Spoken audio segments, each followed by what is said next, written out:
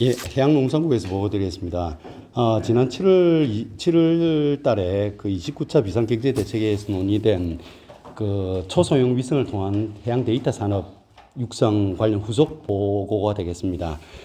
데이터 기반 해양 신산업을 육성하겠다는 건데요. 이게 시장인 민선 8기 공약 사업이고 국가 균형이 공모 사업으로 19년도에 182억에 국시비 50%해서 따서 지금 금년도까지 완료가 됩니다.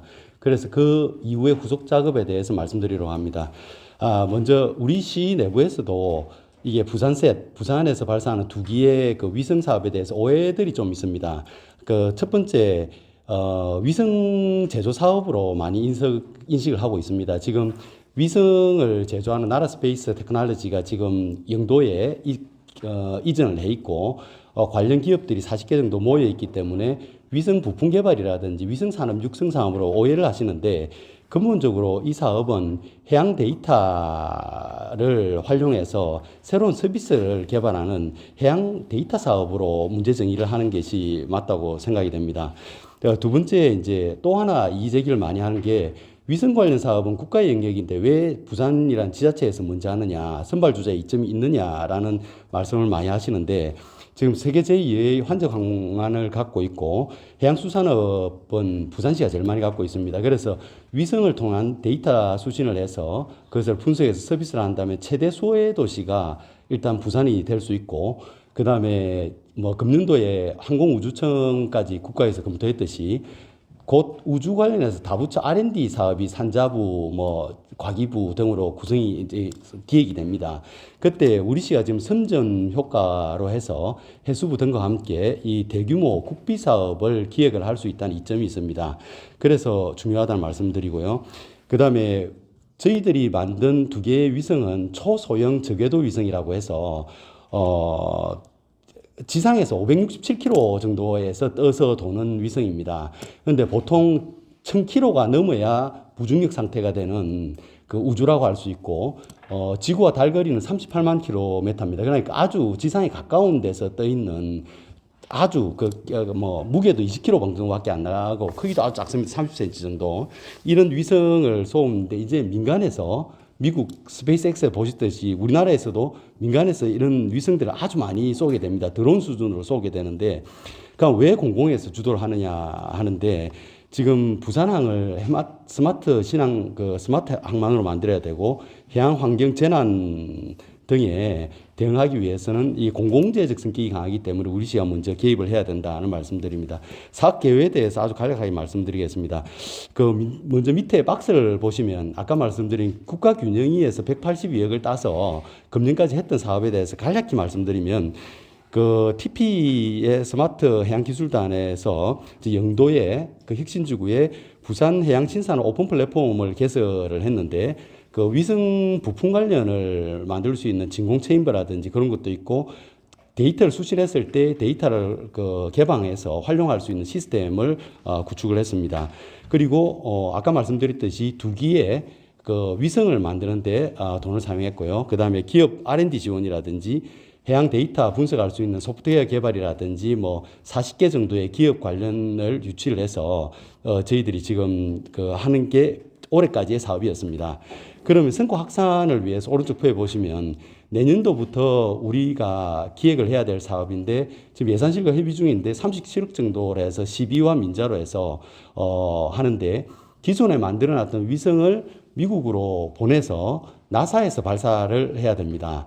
그리고 이제 그 수집된 데이터를 분석할 수 있는 알고리즘을 나사에서 갖고 있기 때문에 서로 공조를 지어야 되는 업무가 있는데, 그게 후속 조치가 돼야 되고, 그것을 기반으로 해서 기업 R&D 지원이라든지 그 해양신산업 거점을 오픈 플랫폼을 실제적으로 가동을 하는 것은 23년부터 25년으로 보시면 되겠습니다. 이렇게 진행을 할 거고요.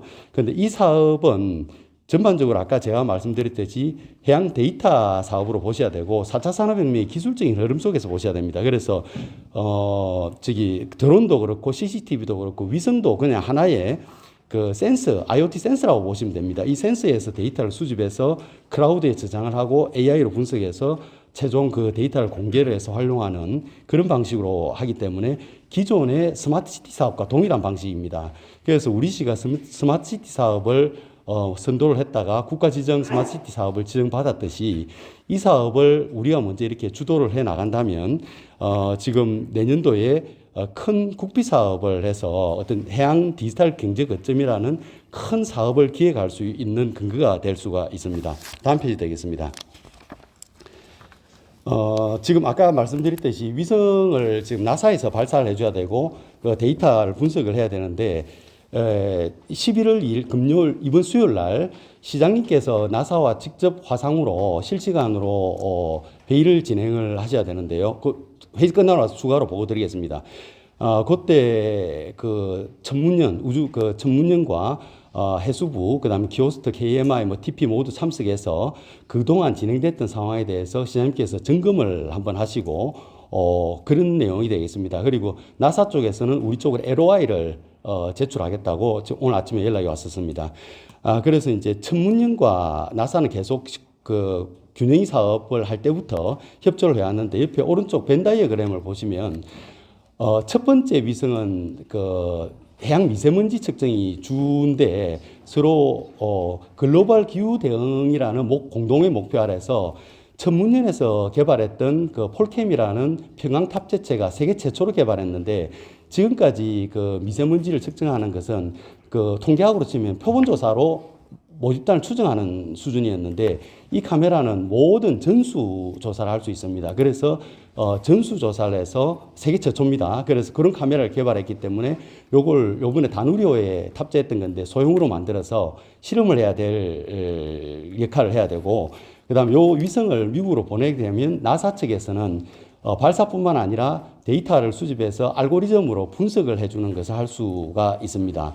그러면 우리 시의 좋은 점은 이 해양 미세먼지를 갖다 분석을 했을 때 부산항의 선박 미세먼지도 정확하게 전수조사를 해서 알 수가 있고 중국에서 미세먼지가 넘어왔는지 우리 미세먼지인지도 정확하게 증거 기반으로 알 수 있기 때문에 그런 데도 활용할 수 있고 나중에 탄소 배출권 거래 시장이라든지 ODA 사업으로도 우리 데이터를 활용할 수 있는 이런 이점이 있습니다. 그래서 이번 그 시장 회의 때는 그 부산셋의 발사 관련을 점검하시고 해양 데이터를 어떻게 활용하실 건가에 대해서 시장님께서 이렇게 점검을 하시면 되겠습니다. 그리고 이제 구체적인 협의 사항은 제가 내년 1월 달에 나사로 방문단을 이끌고 와서 직접 점검을 하고 구체적인 사항은 챙겨 보도록 하겠습니다. 그리고 제일 밑에 해양 데이터 활용 예시라고 했는데 이 사업이 중요한 이유는 첫 번째 위성은 미세먼지 탑재 카메라만 장착되어 있지만 두 번째 위성은 이미 제작된 두 번째 위성은 텔레픽스라는 회사에서 다목적용 그 카메라가 장착되어 있는데 먼저 해상 공간 관리에서는 우리 부산항 앞에 해상 교통 상황을 실시간으로 모니터링 할 수 있고요. 그 다음에 선박에 대해서 위치 정보 내비게이션 시스템을 도입할 수 있습니다. 그리고 이제 해운 항만 물류 시스템에 대해서는 자율 운항 선박도 도와줄 수 있고, 스마트 항만, 스마트 해운 물류가 되는데, 현재 가장 앞서 있는 데가 로테르담에는 디지털 트윈 기반으로 해서 실시간으로 지금 이 관제가 되는데, 우리가 위성을 사용해서 이렇게 스마트 항만을 하는 것은 세계 최초 방식이 될 것 같습니다. 그리고 이제 수산 양식 분야에 있어서도 어종을 그 위성에서 바로 추적을 할 수 있기 때문에 어종 관리와 어종 위치라든지 이런 것을 하는데 활용할 수 있고요. 그다음에 해양 안전 분야에서 해상 쓰레기가 떠내려오면 어디서 얼마큼 그 쓰레기가 왔는지를 정확하게 분석할 수 있습니다. 그래서 증거 위반 정책이 가능하고요. 아까 말씀드렸듯이 미세먼지에 대해서도 분쟁을 해결할 수 있습니다. 그리고 이제 우리가 지금 매립 공사를 많이 하는데 특히 신공항 공사라든지 매립을 하게 되면 이 카메라에서 그 위성에서 찍은 데이터가 그 얼마큼 하루에 몇 달 만에 얼마큼 침하가 되는지도 서비스를 할 수 있습니다. 그래서 이런 데이터들을 활용을 해서 여러 가지 이제 사업을 할 수 있기 때문에 해양 데이터 사업이라고 할 수 있고요. 다음 페이지 되겠습니다. 향후 추진 계획은 내년도 업무 계획에 제가 좀 상세하게 말씀을 드리려고 했는데요.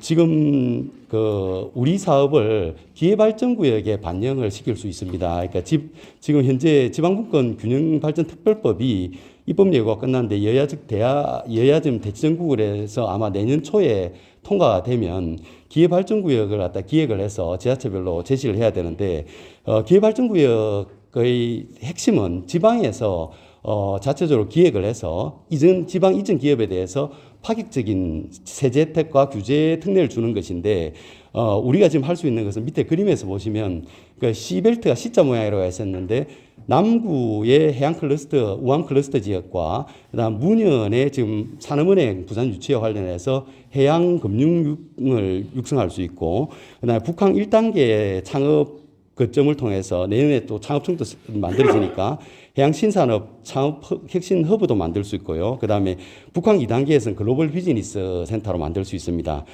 그리고 이제 해양 플로팅 아일랜드도 만들 수 있고요. 그다음에 이제 영도는 아까 말씀드렸듯이 스탠빌리지가 완공이 되면 해양 신산업 R&D 그 거점이 될 수 있고 해양신산업 그 오픈 플랫폼을 활용해서 키오스트라든지 KMR과 활용해서 데이터 기반 해양신산업을 할 수 있습니다. 그러면 이 C벨트가 지금 C자 모양이면서 영어로 C 그 바다라는 의미도 있기 때문에 2030 엑스포 지역과 유사합니다. 그래서 이 사업을 내년도 지금 기회발전구역의 사업으로 기획을 하면 아마 어느 정도 효과가 있지 않으리라고 생각이 됩니다. 예, 이상으로 보고를 마치고 이번 수요일 날 회의 끝난 후에 시장님께 좀 더 상세하게 보고를 드리도록 하겠습니다. 예, 이상입니다.